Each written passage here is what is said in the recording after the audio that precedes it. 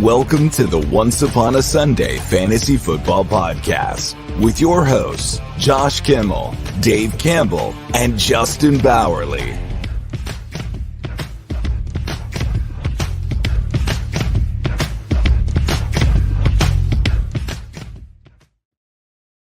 Welcome into Once Upon a Sunday Fantasy Football Podcast. I'm your host, Josh. I am back. No, I was here Friday. You were here Friday. You're good. But I am here for this priority waiver show. I hope you made your playoffs. I know I missed a couple that I really wanted to get into. Very frustrating.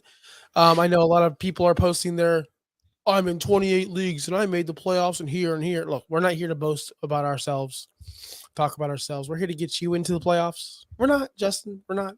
But you can. Go off. Well, how many playoffs did you make? Go ahead and brag. Let everyone know. No, I'm in the playoffs in the leagues that I actually care about. So it's good. I posted this on Twitter. I don't know how many leagues I've made the playoffs. I have not checked yet. I know that I was gonna make a couple, maybe 10, 12.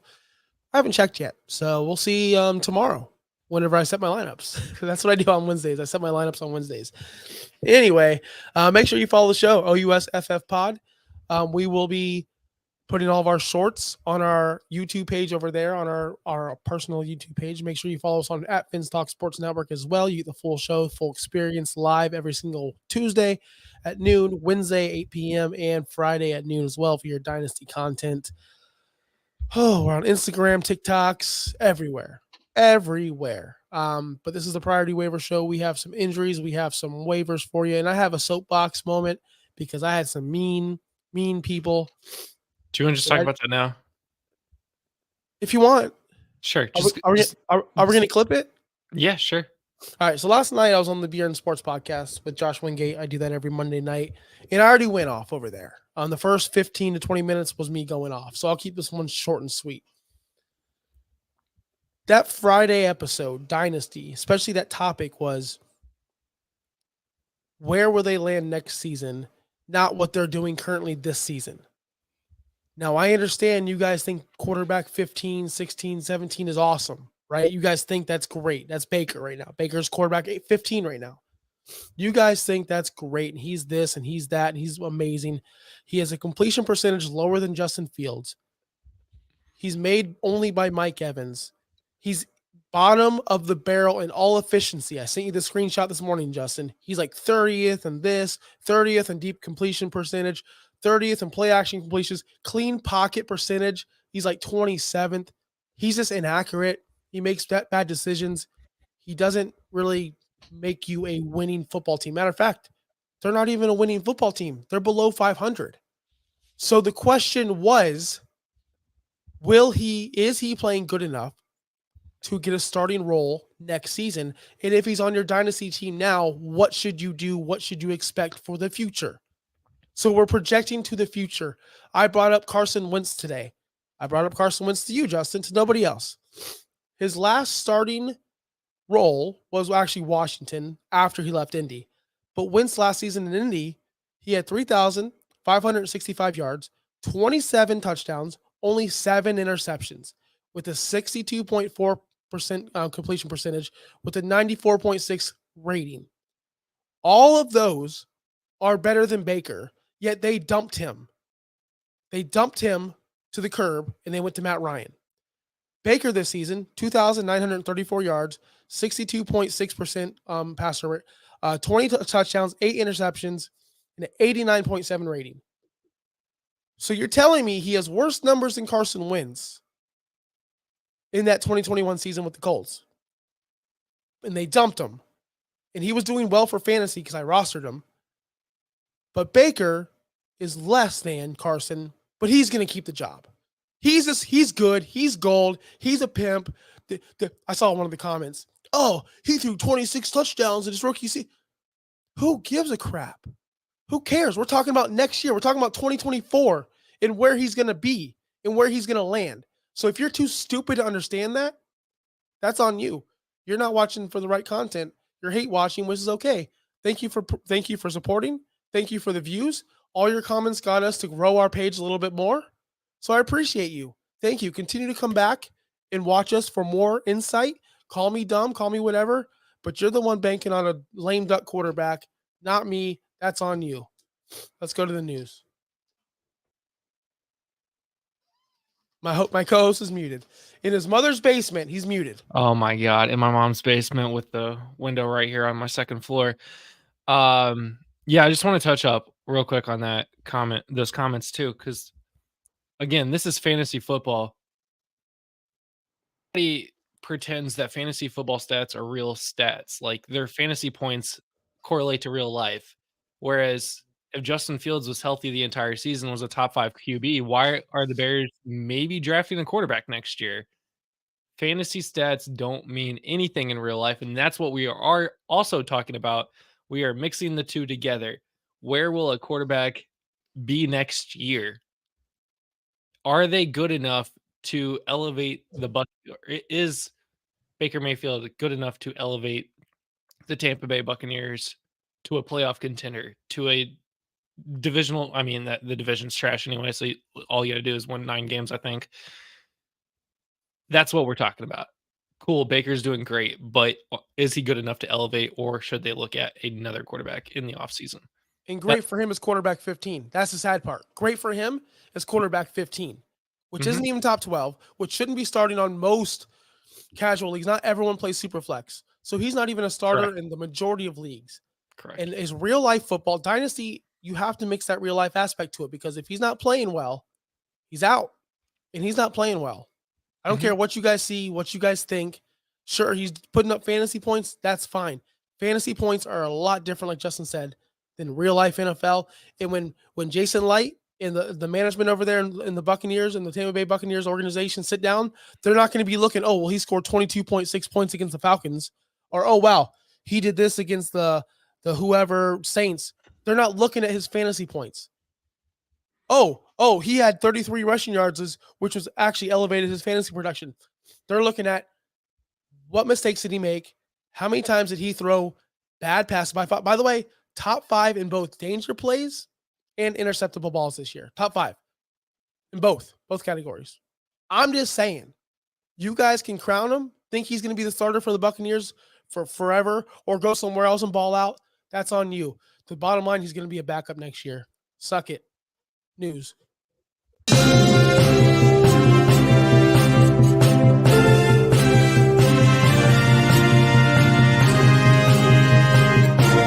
Time for injury news. So first up here, we have Justin Herbert, who fractured his index finger this last weekend against the Denver Broncos. Was not having a good game already. The belief is that he will likely be done for the rest of the season because of how the Chargers season's going. That leaves Easton Stick to be the starting quarterback for the Los Angeles Chargers this week. Who knows what that looks like for the rest of the season. Moving on. Another big guy here, Justin Jefferson. We just saw him come back. Finally, you've missed him for what, like 6 weeks this season. And gets hurt. So Josh Dobbs threw a weird ball to him, sent Justin to the hospital. That's not great for him. Hopefully he's fine. The belief here is that he will play this week on Saturday. And then CJ Stroud left the game in the fourth quarter with a concussion. I say fourth quarter for a reason. He was only 10 for 23 for 91 yards against the New York Jets in New York. He hit that turf pretty hard. Who knows if he actually plays this week? That's a real bummer for CJ Stroud for the season he has been having this year. Yeah, that's going to hurt the most, the CJ Stroud one, because Justin Herbert's been on and off that finger. He's been hurt for the past 2 years. It seems like last year he was hurt all season. This year he's been hurt all season. Justin Jefferson hurts a lot too, of course, but we knew he's been out for a while. But Stroud's been carrying a lot of teams, especially in these super flex leagues. He's been carrying everyone, and he may not play this week. It's the first week of your fantasy playoffs. That's why we're here to help you out, give you some maybe replacements, maybe. For both of these guys. We do have replacements for both of these guys. So we're talking elite some elite players to replacements. I don't know where we're gonna go with this, but let's get right into the priority waivers. What's up, Ronald?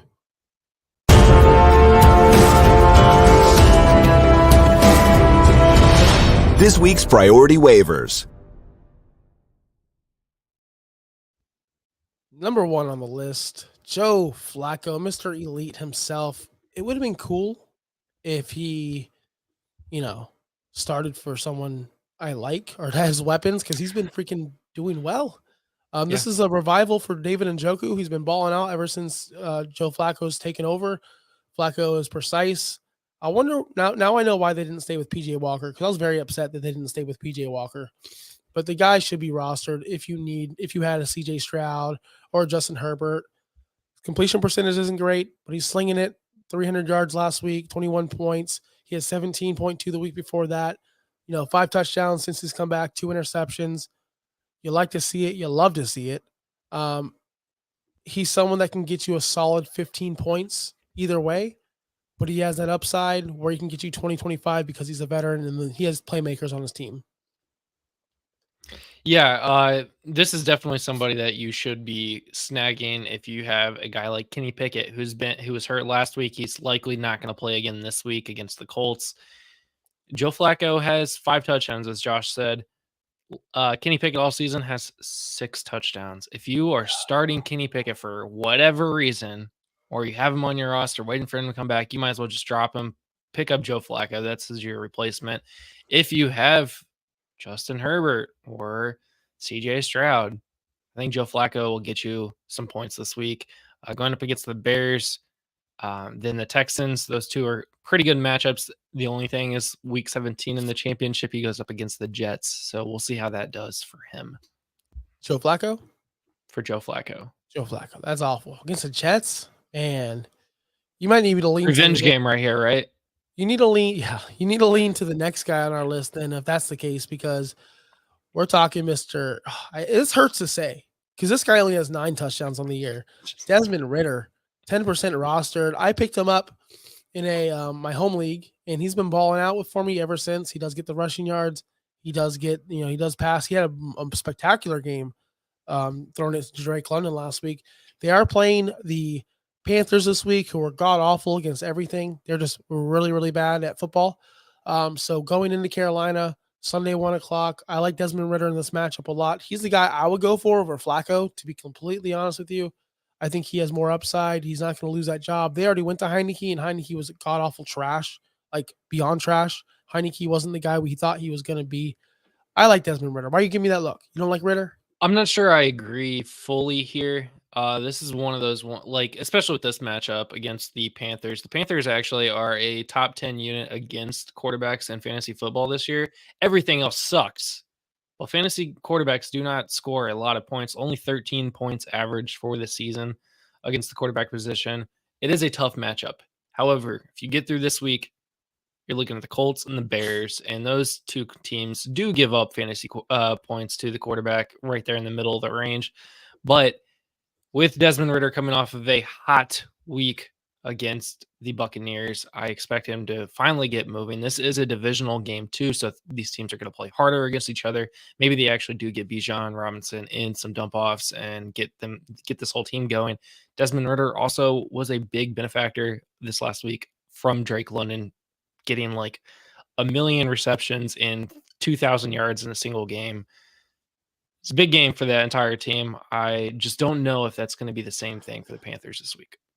I said Desmond Ridder's been balling out. That's a lie. He hasn't been balling out. He balled out the times I started him. I just want to make that clear for all you incels out there. He's balled out for me in spot starts, and that's all I care. I wasn't starting him against the Giants. Jets.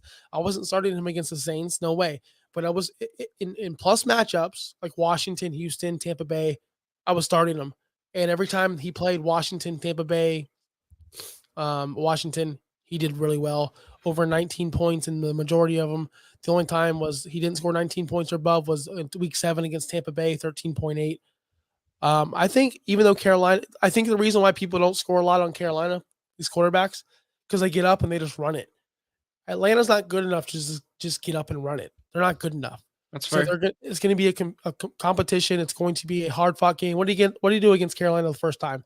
Ooh, week 1, 8.9 points, but he only threw the ball like nothing, never. He didn't even throw the ball. He had 115 yards passing, 1 passing touchdown, no rushing yards. Seems like they did barely use them, but 83.3 completion percentage. It's pretty good. I'd say it's pretty good. But yeah, Desmond Ridder, I think I would take him over Joe Flacco in the long run. And that's just a hot take from me because I like the matchups going forward. Hot take. Hot take, Josh, over Hot here. take. Okay. All Do, right, let's am, answer some questions. am I cutting out to you? Like Yeah, on my you've been side, cutting out. God, my internet is god awful. Everybody watching this show, I'm so sorry today. You've been cutting out the whole time, and I didn't know if it was me or you, so I just went with it. I'm a professional. Usually you cut out on me, so I'm just like, well, I'll just keep going. But then I'm like seeing my like video just lagging all over the place. It's a mess. Anyways, next guy. Well, let's answer some of these questions real quick before they leave. Okay. Ronald McDonald, of course. That's a lot. That I'm is not a reading. lot. I'm a Brock? 10-4 Okay, team. go ahead. Okay, I'm a 10-4 team, 1 seed with Brock Purdy, Kyler Murray, QB, wide receiver. Oh, that's his QBs. His wide receivers are Gabe Davis, Calvin Ridley, Romeo Dobbs, Josh Downs, running backs Travis Etienne, Jerome Ford, Javonte Williams, and tight end Jake Ferguson. Thoughts? I mean, you're the first place team, so I wish I was in your matchups. league. I wish I was in your league because my team is way better than that, and I was 7-7 and missed the playoffs. Sorry, not sorry. Gabe Davis is a 0. Calvin Ridley is up and down. Dobbs is a, and Josh Downs. Your receivers are god awful, but you make up for it in your running back position. Etienne's been fire. Brock Purdy's been unreal. I cannot believe I was so wrong on Brock Purdy. I remember I traded Brock Purdy last offseason to Jacob, and I thought I got over. I was laughing. I'm like, this guy believes in Brock Purdy. What a moron. Trey Lance is the best. This is before the Trey Lance thing. And boy, was I. You were big on Trey Lance this offseason.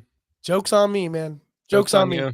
Hey, I can admit when I'm wrong. Not often, but I can. Anyway, who's the next guy? Chase Brown. This guy, I did not believe in him coming into the season, coming into this week. I know people were hot on him saying, hey, you should pick him up. Rostered in 7% of leagues, so nobody listened. He looks fast. He looks better than Joe Mixon, although Joe Mixon scored, I think, 5 touchdowns in the past 7 weeks. Joe Mixon's been on fire himself, but every time Brown's on the field, which isn't often, right? He only had 13.7 snap shares the week before. Not so much against Indianapolis. He only had 3 targets, 3 catches, 105 yards, though, and a touchdown. He can make plays. I really like him, and I feel like if you roster Joe Mixon, that's why he's on this list, you need Chase Brown. If you need help, if you have like a Kenneth Walker or somebody that's really questionable or you don't know if they're going to play or not, I'm not saying put him in there, but he is getting opportunities. He had 8 carries. 8 carries last week, 3 targets. That's, I can't do math real quick. That's 12, 8, 9, 10, 11. 11 opportunities, which for a running back, 11 opportunities is pretty good. It's pretty good. So the stats are like right there. Oh, I can't. Listen, I don't have multiple screens like you, right? I'm only on one screen right now. My mother's basement, we're a lot more poor over here. Oh, I only have one computer and they're split. I got split screens. I'm looking at it. Okay. Get a bigger basement. Get some more screens in your basement. Be better, huh? Be better. Better. But I do like Chase Brown moving forward. 7% roster, like I said. Again, you're holding on to a Jerry Jeudy who's doing 0 for you, or someone like that. Josh Downs who's doing 0 for you. Why not grab? He's doing 0. He's not doing great. He's been okay, but listen. I'm not attacking you. I'm just attacking like if you want 7 points, cool. You could also get 7 points from Chase Brown and a backup. And if Joe Mixon goes down, you get an explosive running back. That's all I'm saying. He's more value. He holds more value than these wide receiver 4s and 5s that you're just rostering for no reason. Do you have anything to add? I have nothing to add. I like Chase Brown. I actually drafted him in 2 dynasty leagues this year, so sitting pretty right now. Sitting pretty. Next guy on the list, we have Mr. Zay Jones. The poor man's Christian Kirk. This guy came out week 1 and had a really exciting season or week, and I was really worried for Christian Kirk because I remember pounding my fist on this desk, the same desk, telling you all Christian Kirk is the number 1 receiver on that team. Week 1, and he was not, and I was worried that I was wrong. But it came out, I was right. Christian Kirk was the main target. Christian Kirk had the highest target share. Christian Kirk was that dude. But now he's hurt, and now he's out, and Zay Jones is going to fill in. I'm not saying he's going to be the number 1 guy there. I'm not saying he's going to even be better or on par with your boy Christian Kirk. I'm just telling you, 14 targets, you got to look at that. Trevor Lawrence, I told you guys in the offseason, that's why it was not high on Calvin Ridley. He loves to check down. He is like one of the lowest yards per attempt in the NFL. He likes these little slants. He likes these little crossing routes, and that's what Zay Jones is going to run. 8 targets the week before against Cincinnati. He's not going away. Now, you want to see these come up to receptions. He only had 5 back-to-back weeks. You want to see that improve, actually catch the ball. But, you want to see the opportunities. Who else can you get that has 14 targets? Who had 14 targets last week? Can you name anyone? I'm sure there was, but I didn't see it. I didn't watch NFL this last weekend, so. Wow, neither did I. I'm just kidding.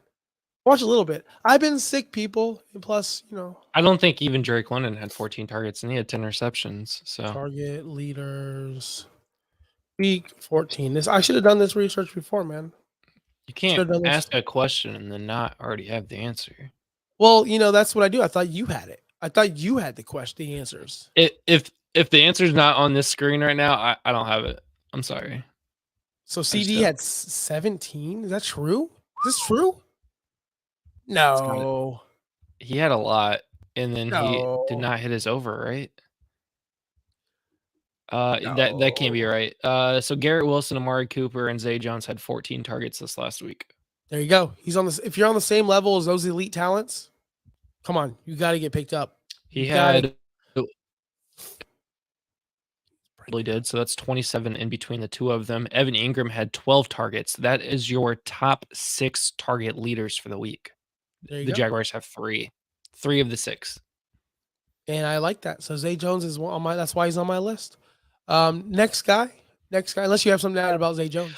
My only worry is that he got 14 targets, but he only caught 5 of them. So he dropped 9 balls, or just he didn't receive 9 balls. Dropped? He only had 29 yards. That's not great. That's 7.9 points. I mean, I guess that's better than Josh Downs and stuff like that, but we're looking at targets, and targets is what matters. So as long as he catches half of those targets, then we're looking good. Yes. Next guy on our list, and the last guy on our list, is a wide receiver out of Baltimore, Odell Beckham. He's back, 42%. He's actually looked good. This is wrong. I'm so sorry. Wow. Last week, I was like, wait, Odell did not have 14 targets also? This is crazy. Did he have 14 targets? No, I'm just kidding. No, Odell Beckham, he did have that long touchdown. It seems like he is becoming more of a factor than I thought he was going to be. I was really down on Odell. I'm not going to lie. But he had 10 targets. Yeah, we all were. 10 targets, 4 catches, 97 yards. Again, double-digit targets from an offense that doesn't really throw the ball a ton. He had 4 catches, 97 yards, that long touchdown. He is getting more involved. They're going to have to get him more involved. His next matchup is Jacksonville, then San Fran, then Miami. I like those a lot, especially the Jacksonville, especially the Miami. We all saw Miami last night get exposed as the frauds they are on the Finstock Sports Network. I'm saying that. God, that made me so mad. They're all frauds. Yeah, everyone. Eagles. How are you up 14 points with 4 minutes left in the game and lose? Hey, Will Levis. Have you ever eaten a banana peel? Listen, I'm so done with the banana peel. That was all over Good Morning Football today. Will Levis won angry runs because of that stupid freaking run. There were so many better ones, but he won it because of the banana peel. Yeah, because he's a beast. He's jacked. He's the most jacked quarterback that ever lived. Gotta respect that. But back to Odell Beckham. Someone's got to catch the ball on this team. Zay Flowers has been great. He's been special, but he's dropping a ton of balls, and his opportunities are going down week after week. We thought Rashad Bateman was a guy, but he's not. He's just a guy. He's not the guy. He's just a guy. Oh, you like him, huh? No, Zay Flowers had 10 targets, 6 receptions, and 20 points last week. Also, he had 23 points the week before. He's not dropping. He's been dropping balls. I've been watching him because I'm invested in him. He's been dropping a lot of balls. That's what I meant. Oh, but Zay Jones is okay. Zay Jones 9 is getting bad targets, but they're targets. Zay Jones, listen, I love Zay Jones. I really do. But the problem with Zay Jones is, again, he had 2 touchdowns in a week, so you're telling me he's touchdown dependent to get those fantasy points. He had 25 receiving yards in week 12 and 60 last week. So he is I'm going to catch the ball at the line of scrimmage and get 3 yards. Luckily, those 2 touchdowns saved him in back-to-back weeks. I will say that. Take those 6 points away, then we're looking at a different player. Back to his 8 points, 12 points, 2 points, 6 points, the way he's been. Yes, he scored 2 touchdowns. That's great. I can't take those away from him. But again, 5 catches for 25 yards in week 12. That's good. I mean, no, but he's still getting 20-something points from it. Yeah, are you dropping Pickens too after last week? I've been drop Pickens. I really have. Yeah, he's been pretty trash this year. He had a good start, and then that offense sucks. Just because of the situation. Pickens has not been in my starting lineup or on my rosters if I don't have to. Pickens has hit that list of, do I really want the 5 points on my team, or do I want to ensure my backup running back? Isn't it weird that the Steelers, we saw 1 week where Deontay Johnson just didn't even run for a fumble, and then the next 2 weeks he scored 13 plus fantasy points and is actually getting targeted. He's gotten touchdowns, but George Pickens hasn't gotten anything. Yeah, it's really weird. It's wild. That whole offense is wild. I don't want to touch anyone on that offense, whether it be Deontay, whether it be Pickens or Warren anymore. Ever since Canada's been gone, Warren hasn't been the same. I just don't know what's going on with that offense. Hey, maybe Baker can go there. Start, right? That's what we said. Yeah, maybe Baker can go to Pittsburgh. He's a starter. He's elite. Right? Hold on. Is it this one? When I woke up this morning, I was feeling pretty dangerous. Hey, man, we're all Baker fans over here. Go Baker. It's so funny that was our most popular video, by the way. I can't believe by far that is our most popular video. Like, it still blows my mind. I'm like, there were better videos. Yep. Like this. And my internet's crapping out on me again. If nobody heard that, there were better videos. But people like to hate watch, and it's fine. It's fine. It helps us out. I appreciate it. I really do. Keep hating watching, people, because we're here and we're not leaving. We're here every single Tuesday at noon. We're here every single Wednesday night at 8. This is his cue to play the music, by the way, but he hasn't. This is I love you, Justin. I really do. And then we're here every single Friday at noon. So you can't get rid of us. You will never get rid of us. Ronald McDonald, thank you for showing up. Hunter, you're usually here, but you're not, but that's okay. If you want to go ahead and join the conversation, make sure you follow us on YouTube at OUSFF Pod or at Fins Talk Sports Network. Make sure you follow us on X, OUSFF Pod. Josh Kimmel, OUS at Justin Bauerle. Other than that, guys, I'm done. My voice is cracking. I got to get out of here. Any last words, Justin? Not at all. I will have better internet tomorrow. Hey, when I woke up this morning, I was feeling dangerous.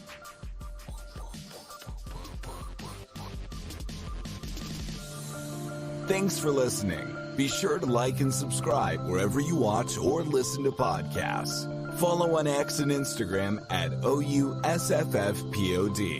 We'll be back next week for more ways to win your league.